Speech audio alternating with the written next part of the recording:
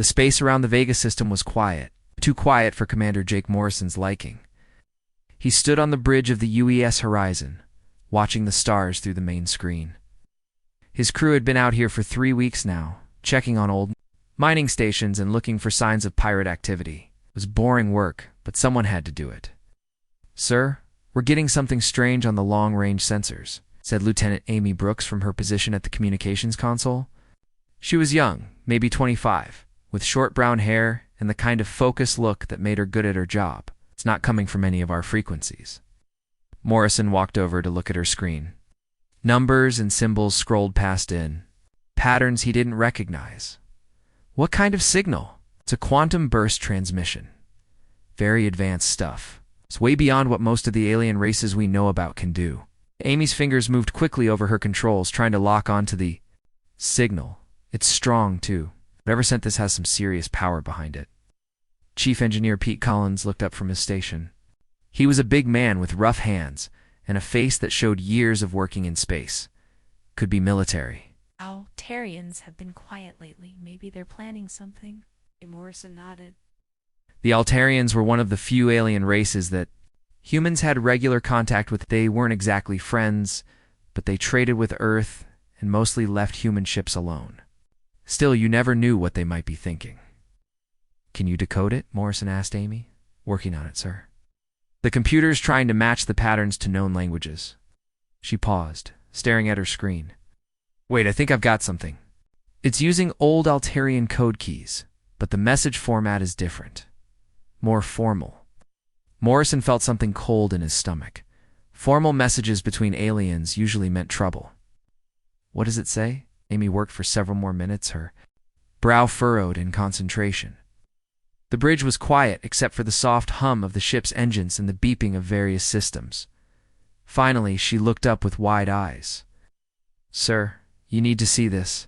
It's an emergency message sent to the Altarian delegation. Something about a grand assembly on a place called Kepler Prime." Morrison moved to stand behind her chair, put it on the main screen. The message appeared in translated text, and Morrison felt his blood run cold as he read it. The message talked about representatives from 400 worlds gathering for an emergency meeting. It mentioned something called the Void Hunters, machines that were destroying entire star systems. The tone was urgent, almost panicked. "When is this assembly supposed to happen?" Morrison asked. "According to the timestamp, in 6 days, sir." "Morrison, read the message again, looking for any mention of Earth or humanity." There was nothing. Not a single word about the species that had been fighting and trading in this part of the galaxy for over 50 years. "They didn't invite us," he said quietly, Pete. Collins snorted. "Typical. The fancy aliens have their big meeting and forget all about the humans." But Morrison was thinking deeper than that.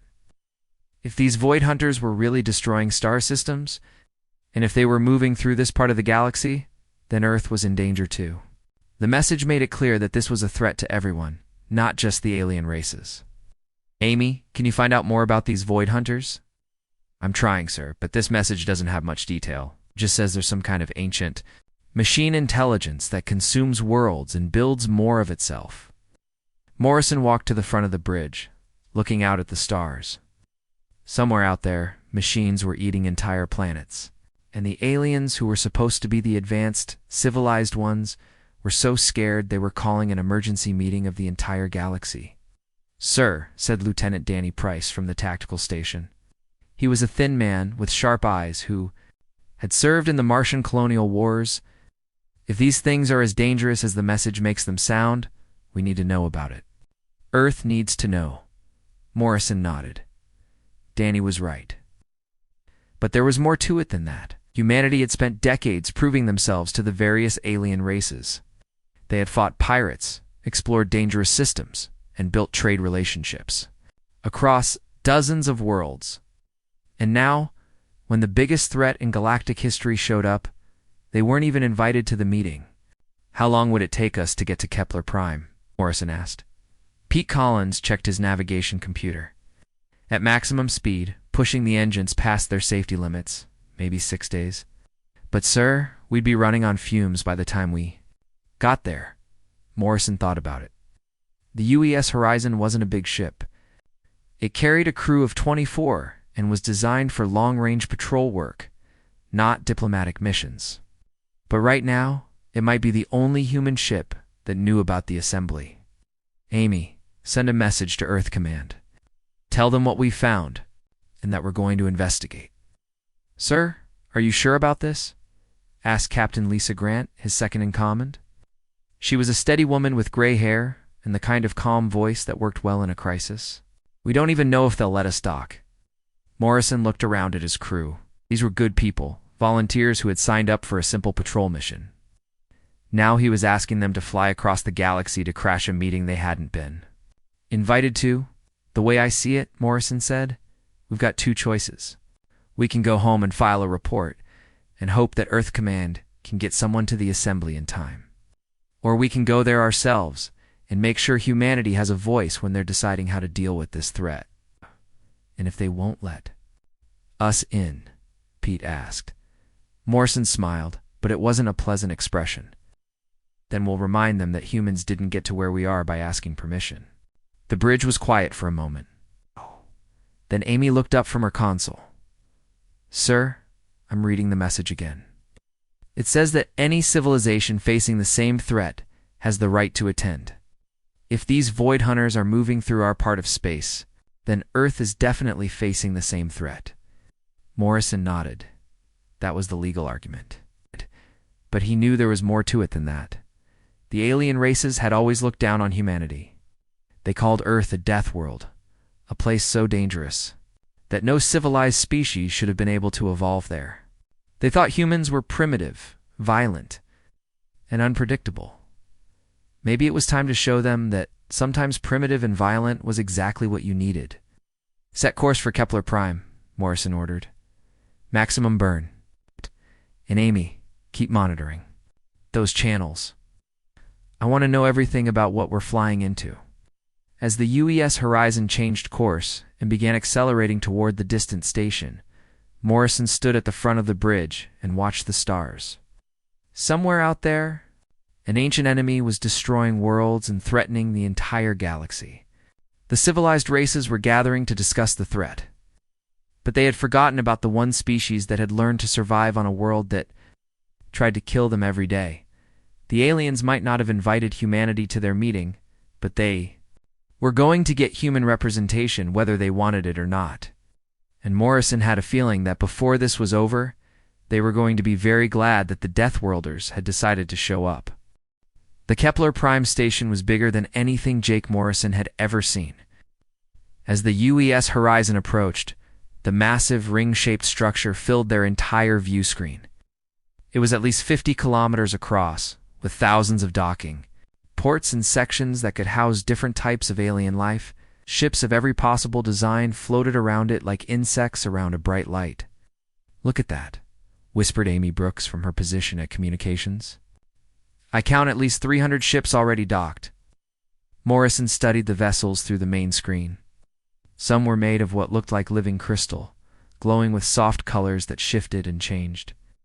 Others appeared to be grown rather than built, with curved surfaces and organic shapes that reminded him of sea creatures. There were sleek metal ships that looked like they could cut through space itself, and massive blocky vessels that seemed to be made of solid rock. Sir, we're being hailed, Amy reported. It's the station's docking control. Put it through. Screen changed to show a figure that was clearly artificial.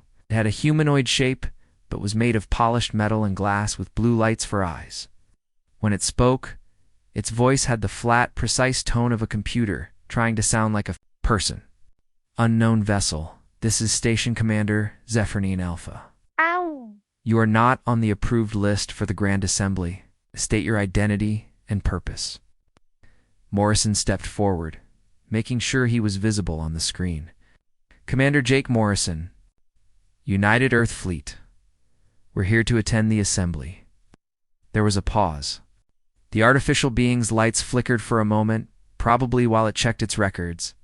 Negative. No Earth delegation was invited to this gathering. You will depart immediately. With respect, Commander, we intercepted communications about a threat to the entire galaxy. That includes us.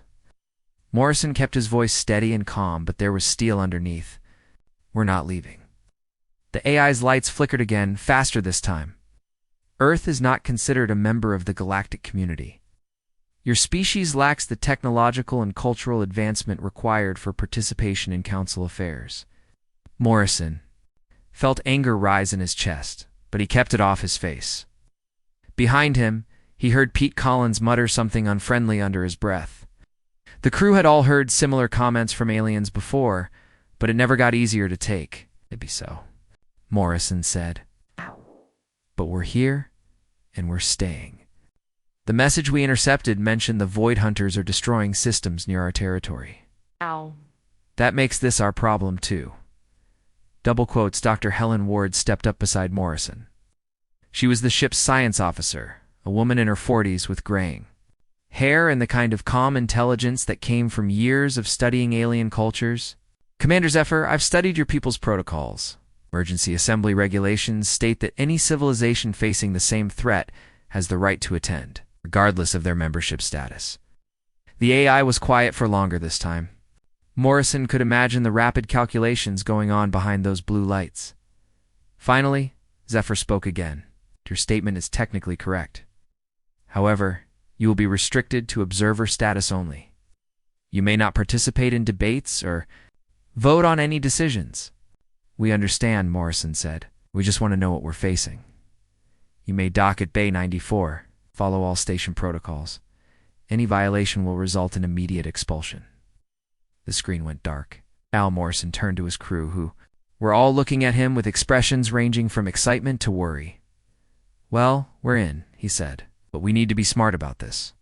We're probably going to be the only humans on a station with thousands of aliens, most of whom think we're barely civilized." Captain Lisa Grant nodded. "What's our plan, sir?" Morrison thought for a moment. "We listen. We learn. We try to figure out how to help Earth survive whatever's coming." The docking process took an hour. The station's systems had to adjust Bay 94 to accommodate human atmospheric requirements. As the EU's horizon settled into its berth, Morrison could see alien workers moving around outside, their various forms strange and wonderful. "Sir," said Lieutenant Danny Price, "I'm reading some interesting energy signatures from the other ships.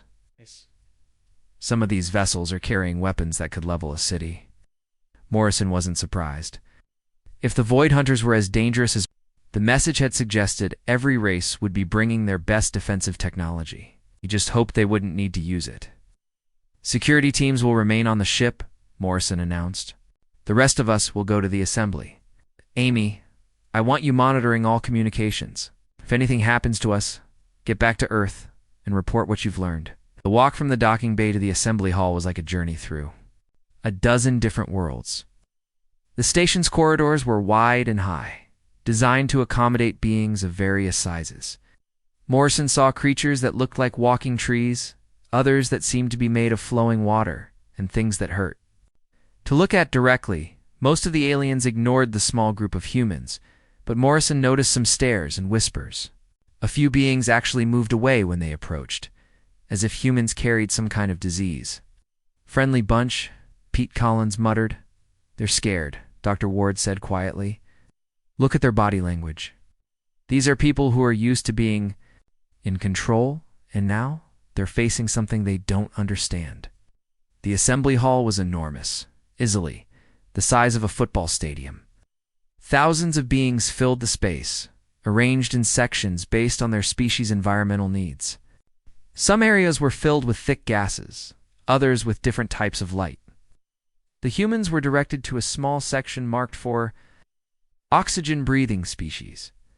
Morrison looked around at the gathering and felt the weight of what they were facing. These were representatives from the most advanced civilizations in the galaxy. Some of their species had been traveling between stars when humans were still figuring out how to make fire, and they were all here because they were afraid.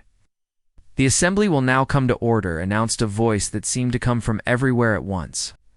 The translation system built into the station converted the words into languages that every species could understand. A figure moved to the center of the hall.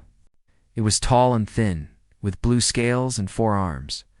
Morrison recognized it as an Altarian, though this one was clearly high-ranking based on the elaborate markings on its scales. "I am High Counselor Varix of the Altarian Republic," the being announced. "We gathered today to address the greatest threat our galaxy has ever faced. The Void Hunters have returned." A wave of nervous sound swept through the hall. Morrison noticed that even species he had never seen before seemed to recognize that name.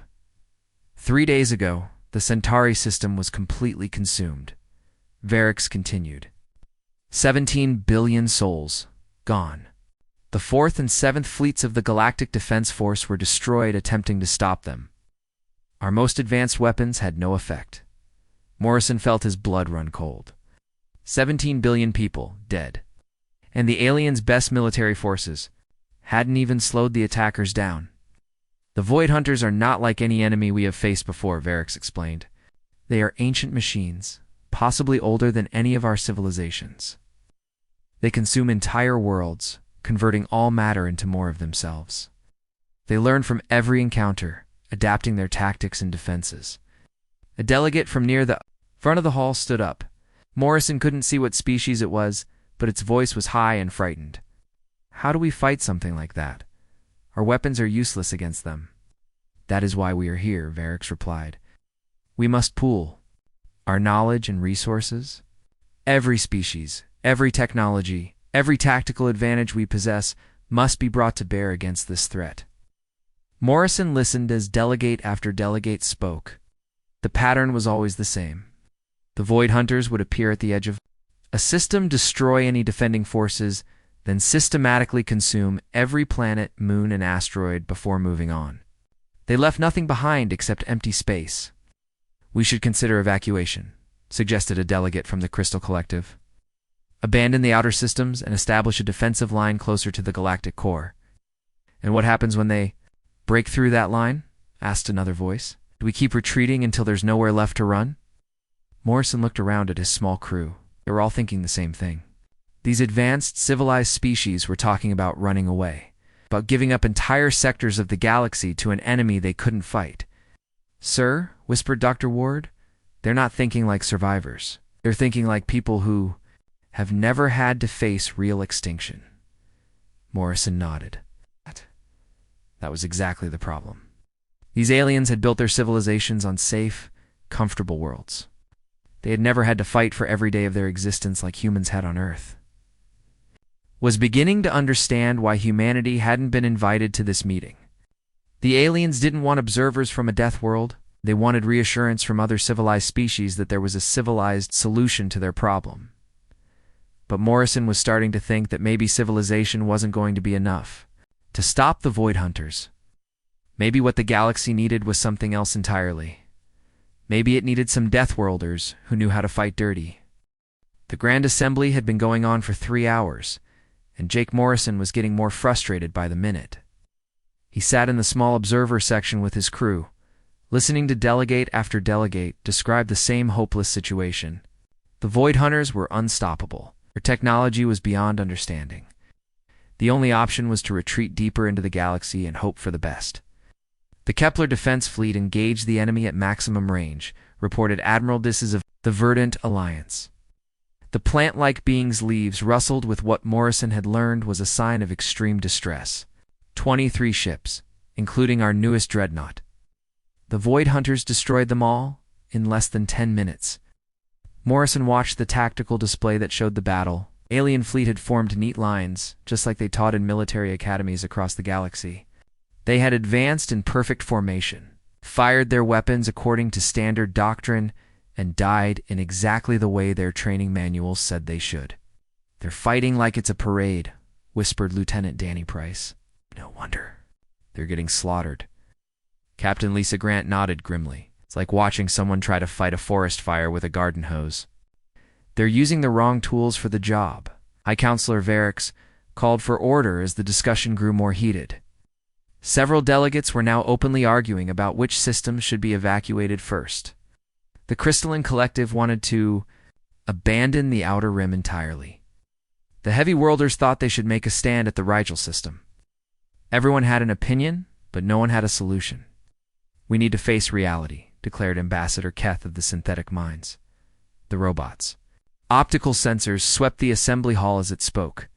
The Void Hunters are adapting faster than we can develop countermeasures. Every engagement teaches them how to fight us better. Then what do you suggest? Asked Varix. Complete evacuation of the threatened sectors. Establish a defensive perimeter around the core worlds and hold there. Morrison felt something snap inside him. He had been listening to this defeatist talk for hours, watching as the most advanced civilizations in the galaxy prepared to abandon billions of people to save themselves. These were the same aliens who looked down on humanity as primitive and violent. He stood up. The movement caught the attention of several nearby delegates. Conversations began to quiet as beings noticed the human observer on his feet. Morrison could feel thousands of eyes, optical sensors, and other sensory organs focusing on him. "You didn't invite us to this meeting," Morrison said, his voice carrying clearly through the hall's translation system, "but we came anyway. It's a good thing we did, because you're all thinking about this wrong." High Counselor Varix's scales flushed with irritation. "The observer delegation will remain silent. This is a matter for civilized species only." Civilized. Morrison stepped forward, moving past the barrier that separated the observer section from the main floor. Security drones immediately activated, their weapons powering up. "You call yourselves civilized because you've never had to fight for survival. You've never had to face an enemy that wanted to wipe you out completely." "This is highly irregular," protested a delegate from the Photonic Collective. "Remove this being immediately." But Morrison kept talking. "You're treating this like it's some kind of chess game. Like if you just follow the rules and use the right strategies, you can win. But the Void Hunters aren't playing by your rules." Dr. Helen Ward activated her portable holographic display showing images from Earth's history, pictures of ancient wars, natural disasters, and the countless struggles that had shaped humanity's development appeared in the air above the assembly. "Every species in this chamber evolved on worlds that supported life," Ward explained. "Worlds with stable climates, predictable weather, and ecosystems that worked in harmony. You built your civilizations on the assumption that the universe was fundamentally safe." The images changed to show Earth in all its violent glory. Volcanic eruptions, massive storms, ice ages, and the brutal competition that had driven evolution on humanity's homeworld. "We evolved on a world that tried to kill us every single day," Morrison continued. "We didn't just survive by being smarter or stronger. We survived by being adaptable, by fighting dirty, by refusing to give up even when everything seemed hopeless." "This is irrelevant," interrupted Ambassador Keth. "The Void Hunters cannot be stopped by primitive aggression. They are machines that learn from every encounter." Morrison smiled, and it was not a pleasant expression. "That's where you're wrong. You've been trying to fight them like a civilized species would. You form up your fleets, you fire your weapons, you follow your tactical doctrines, and every time, they adapt and destroy you." "What else can we do?" asked Admiral Desis. "We cannot abandon military protocol." "Yes, you can," Morrison replied. "You can fight like your survival depends on it, because it does." The hall erupted. In angry voices, delegates were shouting in dozens of languages, their words mixing together in a chaos of sound. Morrison could make out phrases like barbaric and uncivilized and dangerous precedent. Varix called for order, but the shouting continued. Finally, he activated some kind of sonic dampening field that forced the hall into silence. "What exactly are you proposing?" Varix asked, his voice cold with disapproval. Morrison looked around at the assembled delegates. These beings represented the pinnacle of galactic civilization. They had built wonders that humanity could barely imagine, created technologies that seemed like magic, and established a peaceful society that spanned thousands of worlds. And they were about to lose it all, because they couldn't think like survivors. "I'm proposing you let the Deathworlders teach you how to fight a real war," Morrison said. "Not the kind of conflict you read about in your military academies. The kind of war where losing means your species doesn't exist anymore. It's impossible," declared a delegate from the Silicon Collective. "We cannot abandon our principles. Your principles are going to get you extinct," Morrison shot back. "The Void Hunters don't care about your principles. They don't care about fighting fair or following rules. They just want to consume everything in their path." Dr. Ward stepped forward, her holographic display now showing human military history. When we faced existential threats on Earth, we learned to adapt. We studied our enemies, we found their weaknesses, and we exploited them without mercy. The Void Hunters have no weaknesses, protested another delegate. Everything has weaknesses, Morrison replied. Just haven't been looking for them. Right way. You've been treating them like an opposing military force, but they're not. They're more like a natural disaster. Danny Price activated his own display showing tactical analyses of the Void Hunter attacks. Look at the pattern of their advance. They're not random. They're following specific routes, targeting specific types of systems. They're going after your industrial centers first, added Pete Collins. They're cutting off your ability to build new ships and weapons. It's basic strategy, but you haven't been paying attention because you're too busy trying to fight them head-on. The hall was quiet now, the delegates studying the human analysis with growing interest. Morrison could see that some of them were beginning to understand their machines, Morrison continued. That means they have programming, they have decision trees and logic patterns. And that means they can be tricked. Looked at his crew, then back at the assembly. Ow. By making them think they're winning. By giving them targets that aren't really targets. By fighting them in ways their programming doesn't expect. You're talking about deception? Said Ambassador Keth. About lying to the enemy. I'm talking about survival, Morrison replied. About doing whatever it takes to protect your people. About fighting like Deathworlders. The hall fell silent as the implications sank in. These civilized beings, who had spent centuries building a society based on honor and cooperation, were being asked to abandon their principles and fight like the primitive humans they had always looked down on. What would you need? Varix asked. Quietly, Morrison felt a surge of hope, command authority over the combined fleets, the freedom to use any tactics we think will work, no matter how unconventional. You're asking us to trust our entire civilization to a species we barely know, said Admiral Thesis. No, Morrison corrected. I'm asking you to trust your survival to the one species that knows how to fight when everything else has failed. Debate that followed was intense, but Morrison could see the tide turning. The delegates were scared, and fear was making them desperate enough to consider options they would have rejected before. Finally, Varix called for a vote. The result was close, but it was enough. Humanity had been given command of the galaxy's last hope. 3 weeks had passed since the Grand Assembly, and Jake Morrison stood in the war room aboard Kepler Prime Station, staring at a holographic map of the galaxy. Red zones marked where the Void Hunters had already struck. Yellow areas showed systems that were likely targets. The blue dots representing safe space seemed to shrink every day. They hit the Tau Ceti system 6 hours ago, reported Amy Brooks, now serving as Morrison's chief intelligence officer. Same pattern as before. Destroyed the defense fleet, then started consuming the planets. Morrison nodded grimly. The Void Hunters were moving faster now, hitting 3 or 4 systems a week. Every attack taught them something new about Galactic. Military tactics, making them more dangerous with each victory. Around the war room, representatives from dozens of alien species worked alongside human officers. It had been difficult at first. Aliens were used to formal procedures and careful planning. The humans wanted to move fast and adapt on the fly. Slowly, they were learning to work together. Sir Admiral Visses is requesting another meeting about fleet formations, said Captain Lisa Grant. She's still not comfortable with your plan to scatter the ships. Morrison sighed.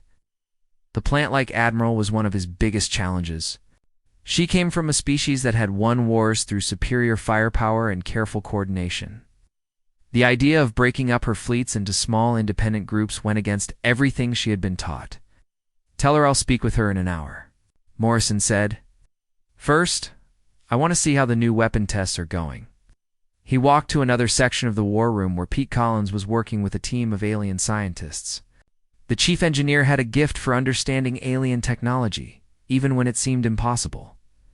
How's it coming, Pete? Morrison asked. Collins looked up from a complex device that seemed to be made of crystal and metal woven together. Crazy, sir. The Altarians have gravity manipulation technology that can bend space itself. The synthetics have energy weapons that can cut through anything, and the Crystal Collective has shields that can absorb almost any attack. Ow.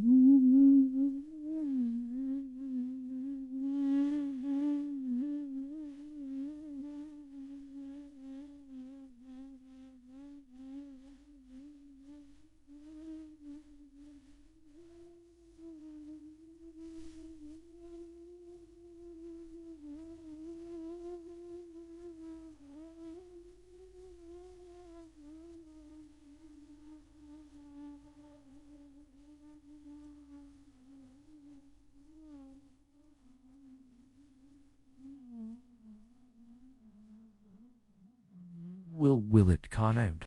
It worked against the Void Hunters, right? Because they've been using each technology separately. The Void Hunters see a gravity weapon. They adapt to gravity weapons. They see energy beams. They adapt to energy beams. Collins grinned. But what if we hit them with everything at once, in ways they've never seen before? Morrison looked at. The device Collins was working on looked like something that should be in a museum, not a weapons lab. What does it do? Well, theoretically, it creates a localized space-time distortion that generates a gravity well, while simultaneously firing concentrated, dark energy pulses through quantum tunneling. Collins paused. At least, that's what the math says. Won't know for sure until we test it. Dr. Helen Ward approached from another workstation. Jake, I think we've found something important. The Void Hunters aren't just random destroyers. They're following a specific pattern that none of the alien governments noticed. She activated a holographic display that showed the Void Hunter attacks over the past year. At first it looked random, but as Ward highlighted certain systems, a pattern began to emerge. They're not just consuming worlds for raw materials, Ward explained. They're targeting specific types of technology. Advanced manufacturing plants, research facilities, military shipyards. They're trying to learn how galactic civilization builds things. Morrison studied the pattern. They're preparing for something bigger. That's what I think too. Every system they consume makes them smarter about how to fight us. But it also means they have a plan, and plans can be disrupted. Lieutenant Danny Price joined the conversation. The tactical officer had been working with alien military leaders, trying to understand their traditional strategies. Sir, I've been studying their battle records. The galactic fleets always do the same thing. They form up in standard battle. Lines advance at a steady pace and fire their weapons in coordinated volleys. Like a parade, Morrison said. Exactly. It's predictable. The Void Hunters can calculate exactly what the fleets will do and plan countermeasures before the battle even starts. Morrison nodded. Predictability was death in combat. On Earth, human armies had learned that lesson through centuries of warfare. But the galactic civilizations had been so successful with their traditional methods that they had never needed to evolve. What about the new crews we're training? Morrison asked. It's going better than expected, Grant replied. The younger officers are adapting quickly. It's the senior commanders who are having trouble with unconventional tactics. Morrison wasn't surprised. Young minds were always more flexible. It was the experienced leaders who had the hardest time changing their thinking. A soft chime indicated an incoming priority message. Amy Brooks's voice came over the communication system. Sir, we're getting reports from the Rigel system. The Void Hunters just jumped in. Morrison felt his stomach tighten. Rigel was one of the most important industrial systems in the galaxy. If it fell, the aliens would lose most of their shipbuilding capacity. How long until they reach the inner planets? He asked. Based on their usual pattern, maybe 18 hours? Morrison looked around the war room at his mixed human and alien staff. This was it. It's the first real test of their new approach.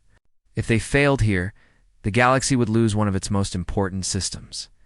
If they succeeded, they might finally have a weapon that could hurt the Void Hunters. Morrison, the alert to all fleet commanders, Morrison ordered. We're implementing Operation Deathworld. All ships are to move to their assigned positions immediately. The war room exploded into activity. Officers rushed to their stations, sending orders to fleets scattered across dozens of systems. This was nothing like the careful, methodical planning that galactic militaries were used to. This was chaos, controlled but barely. Admiral Deasis. appeared on the main communication screen, her leaves rustling with agitation. Commander Morrison, my scouts report that the Void Hunter fleet is larger than expected, at least 40 capital ships and hundreds of smaller vessels. Our forces are outnumbered 3-1, Good Morrison replied, which clearly confused. The alien admiral. The bigger they are, the harder they fall. Stick to the plan, Admiral. Trust your crews. But the odds don't matter if we're not fighting the kind of battle they expect. Morrison turned to his staff. Danny, what's the status on the gravity mines? Deployed and ready, sir. The Void Hunters won't see them coming? Decoy. Platforms in position and broadcasting false signatures. To their sensors, it'll look like we have twice as many ships as we actually do. Morrison nodded. The plan was risky, but that was the point. For too long, the Galactic fleets had been fighting a defensive war, reacting to Void Hunter attacks instead of taking the initiative. Today, that would change. Amy opened a channel to all fleet commanders. When the channel was active, Morrison looked directly into the camera. He could see his image being transmitted to ships across the Rigel system, where human and alien crews were preparing for a battle unlike any in galactic history. This is Admiral Morrison, he began, still getting used to the promotion the Galactic Council had given him. In a few hours, we're going to face the enemy that has terrorized this galaxy for months. They think they know how we fight. They think they can predict our moves and counter our weapons. He paused, looking around the war room at the faces of beings from a dozen different worlds. They're wrong. Today, we don't fight like civilized species. We don't follow their rules or meet their expectations. Today, we fight like Deathworlders. We fight dirty, we fight smart, and we fight to win. Morrison could see the determination growing in the eyes around him. Humans and aliens working together, united by the need to survive. The Void Hunters chose to threaten our homes, our families, our entire way of life. That was their first mistake. Morrison's voice hardened. Their second mistake was assuming we'd roll over and die like everyone else they've faced. He looked directly into the camera again. All ships, move to attack positions. Let's show these machines what happens when you mess with Deathworlders. The channel closed and Morrison turned back to the tactical display. The battle for Rigel was about to begin, and with it, the real test of whether humanity's approach could save the galaxy. The battle for the Rigel system began at exactly 1400 hours, Galactic Standard Time. Admiral Jake Morrison stood on the bridge of the GCS Defiance, a massive ship built using technology from 6 different alien races. Around him, human and alien crew members worked side by side at stations that would have been impossible to imagine just months before.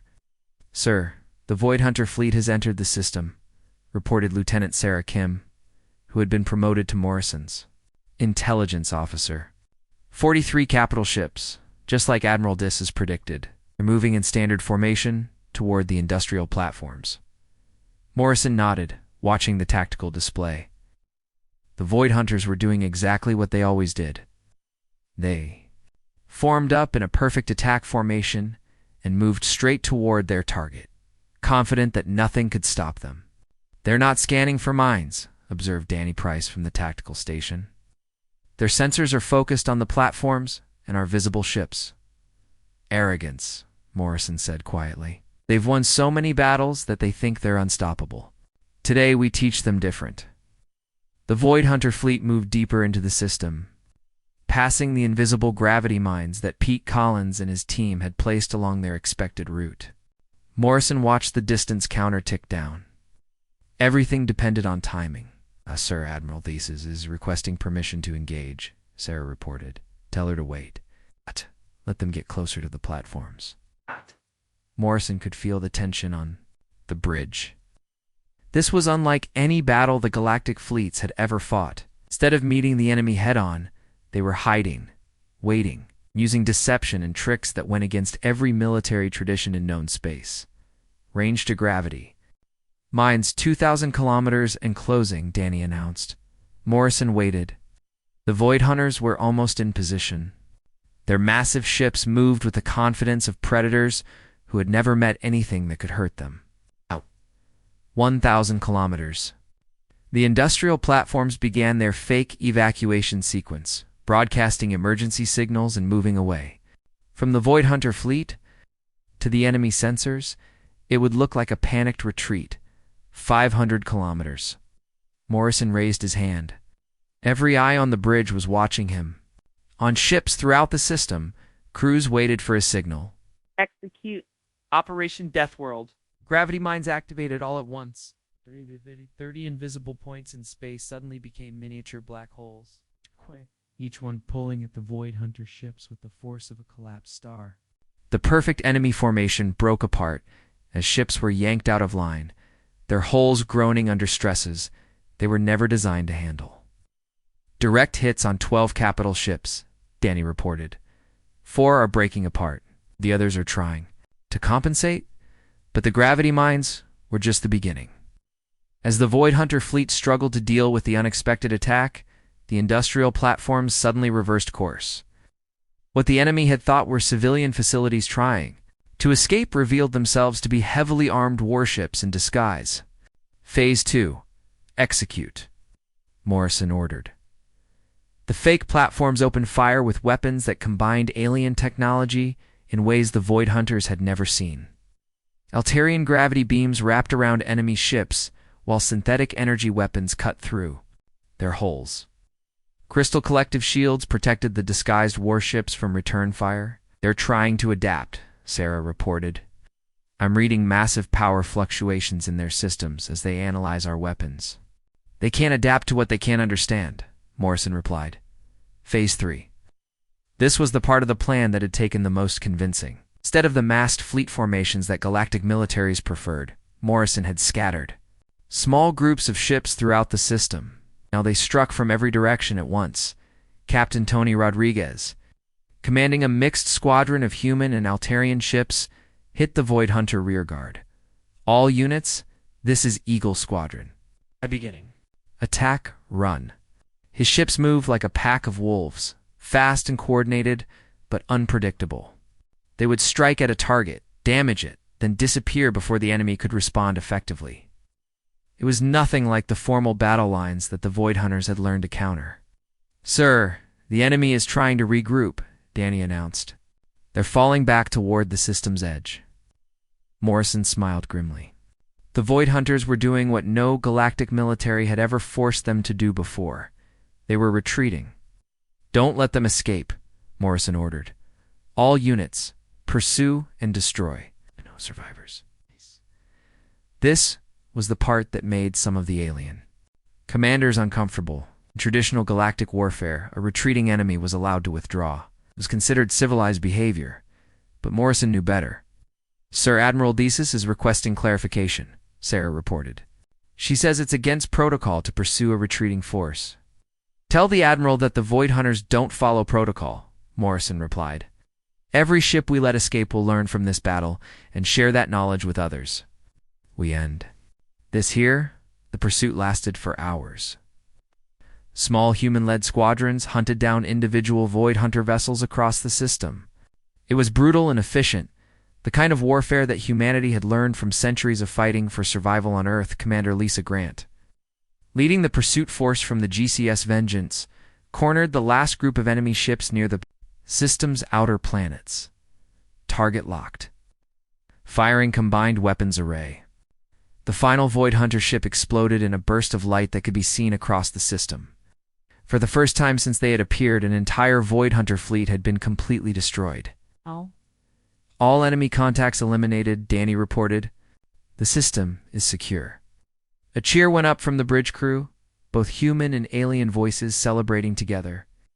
Morrison felt a surge of pride, not just in his own species, but in what they had all accomplished working together. Sir, we're receiving communications from across the galaxy, Sarah announced. News of the victory is spreading fast. Morrison nodded. Word would reach every system within days. For the first time, the galaxy would know that the Void Hunters could be beaten. Dr. Helen Ward approached from her science station. Jake, the preliminary analysis is incredible. We didn't just win this battle. We won it without losing a single ship. How many Void Hunters did we destroy? All of them. 43 capital ships, over 200 smaller vessels. Complete victory. Morrison looked around the bridge at his crew. Humans and aliens who had learned to work together, who had trusted each other enough to try something that went against every military tradition in galactic history. High Counselor Varix appeared on the main communications screen, his blue scales showing colors that Morrison had learned meant happiness and relief.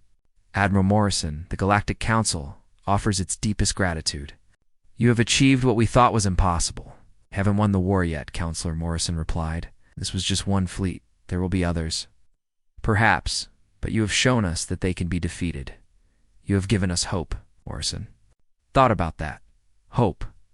It was something the galaxy had been missing for months. The feeling that they could fight back, that they didn't have to just run and hide from the enemy. The Void Hunters made one big mistake, Morrison said. They assumed that because we were different, we were weak. They didn't understand that our differences make us stronger. Around the bridge, human and alien crew members continued working together, planning for the next battle.